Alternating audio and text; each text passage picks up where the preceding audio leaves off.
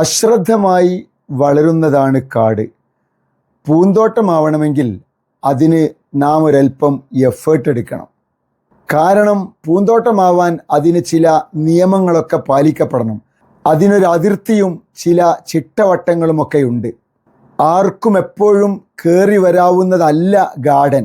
കാടാകുമ്പോൾ അങ്ങനെയല്ല, ആർക്കും എന്തുമാവാം. ശരിയായ പാരൻറ്റിങ് നിർവഹിക്കപ്പെടേണ്ടത് ഒരു ഗാർഡൻ വളർത്തിയെടുക്കുന്നത് പോലെയാണ്. അത് ചില നിയമങ്ങൾക്ക് വിധേയമാണ്.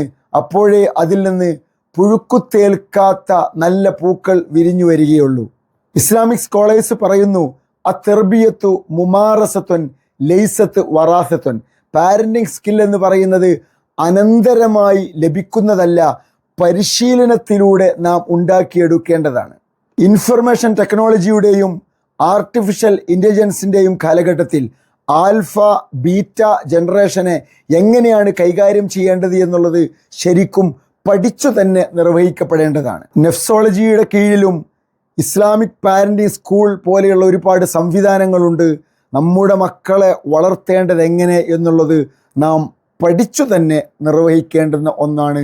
അതിനുള്ള അവസരങ്ങൾ വേണ്ട വിധം നാം ഓരോരുത്തരും ഉപയോഗപ്പെടുത്തുക.